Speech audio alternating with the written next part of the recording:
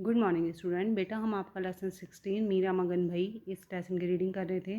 तो पहले पार्ट में हमने पढ़ा था कि किस तरह से जो है मीरा बताती हैं कि जो प्रभु हैं उनकी हर विपत्तियों से उनकी रक्षा करते हैं, यानी जो भी विषम परिस्थितियाँ थी, जो भी उनके सामने दुख या संकट थे, किस प्रकार से प्रभु की कृपा के कारण जो थी वह बचती गई थी। ठीक है, अब जो सेकंड पद है आज हम उसकी रीडिंग करेंगे। तो चलिए देखिए पढ़ते हैं। मीराबाई कहती हैं कि पायो जी मैंने राम रतन धन पायो। मीराबाई कहती हैं कि मैंने श्री कृष्ण का, ठीक है, राम रतन धन पायो, यानी उनका जो नाम रूपी धन है, ठीक है ना, उनकी जो भक्ति है मैंने उसको पा लिया है। वस्तु अमोलक दी मेरे सतगुरु कृपा कर अपनायो। अमोलक माने अनमोल, ठीक है, कृपा माने कृपा। तो वे कहती हैं कि जो राम नाम रूपी धन है, ठीक है ना, जो प्रभु की जो भक्ति है वह उन्हें किससे प्राप्त हुई है?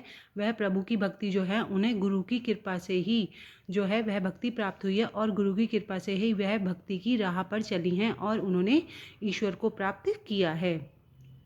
वे कहती हैं कि जन्म जन्म की पूंजी, पूंजी माने होता है धन, जन्म जन्म की पूंजी पाई जग में सभी खुआयो, खर्चे नाही कोई चोर न लेवे दिन दिन बढ़त सवायो।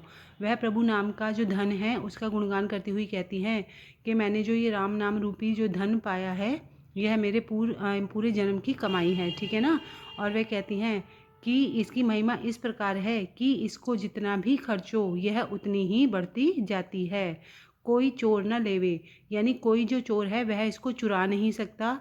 दिन दिन बढ़त सवायो, और जितना भी हम इसको खर्च करते जाएंगे यह जो ईश्वर भक्ति है यह लगातार उतनी ही बढ़ती जाएगी। आगे पे कहती हैं कि सत्य की नाव खेवटिया, सत्य माने सत्य, खेवटिया माने पार लगाने वाला, ठीक है। सत्य की नाव खेवटिया सतगुरु भव सागर तर आयो, ठीक है।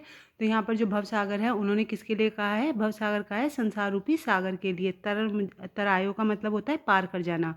तो वह कहती हैं कि जो सत्य की नाव है, ठीक है ना, जो सत्य की नाव है उसको चलाने वाला तो मेरा ईश्वर है, मेरा गुरु है, और वही मुझे भव सागर तार आयो, और उन्होंने ही मुझे ये जो संसार रूपी सागर है उससे जो है पार लगाया है। मीरा के प्रभु गिरधर नागर हरक हरक जस गायो।